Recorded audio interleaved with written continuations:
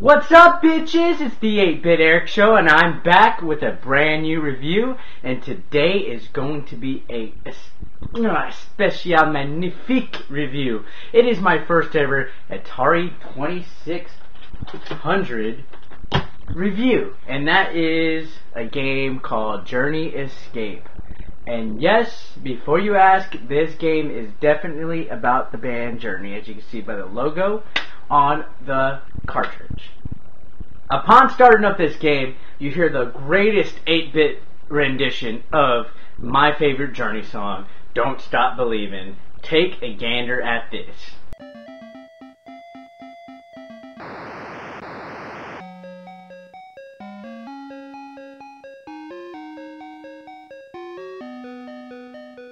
Can you hear that? That is perfection. Atari 2600 classic vintage beauty. Beethoven couldn't have written something that good.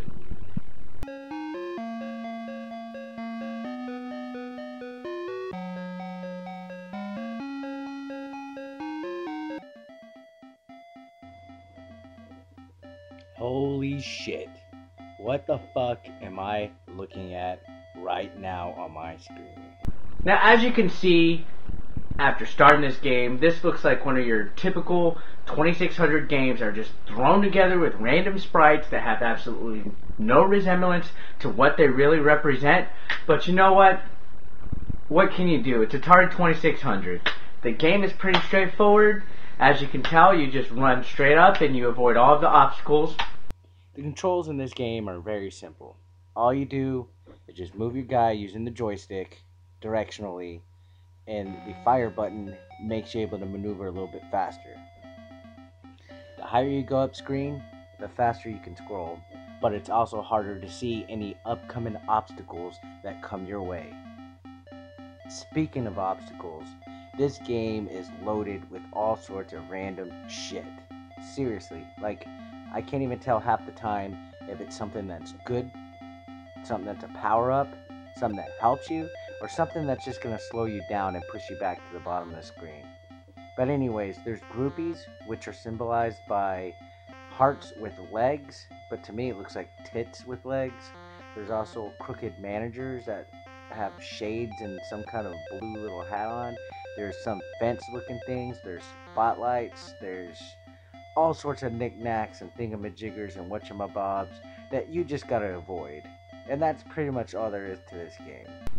Each stage is named after each band member, and it's pretty much just randomness. There's really just nothing to this game at all. It could have been called anything but Journey Escape, and you wouldn't even known. Journey Escape is a game that is different. It's about Journey, but not all at the same time.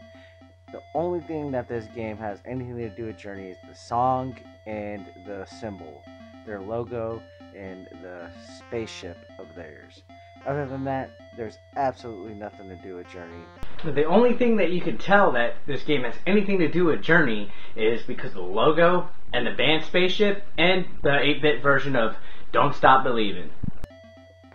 Speaking of the levels, they all vary by the way that the enemies and obstacles move on the screen. Unfortunately, I can't make it past level 3 in this game no matter how hard I try, but each level you start off with a certain amount of money at the top of the screen, and you're timed. And if the timer runs out before you reach the spaceship, you lose. And once you lose, you start all the way back at level 1. So this can get frustrating at times. However, for some reason, I still find this game a little bit addictive, and I do find some replayability to it, even though there's not much substance to it. Now, would I recommend this game?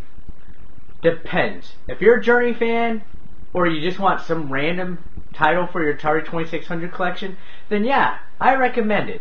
But don't go out and pay too much for this. Either get a game lot or get a great deal. Get it for a couple bucks. I'd say $2-3 tops.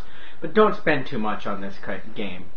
There's not much to it, as I said. It's simple, it seems thrown together, and it's just one of those really random titles that you would just want on the 2600 if you're a collector. So that'd be the only reason why I would say to have it in your collection, because it's not really much of a game.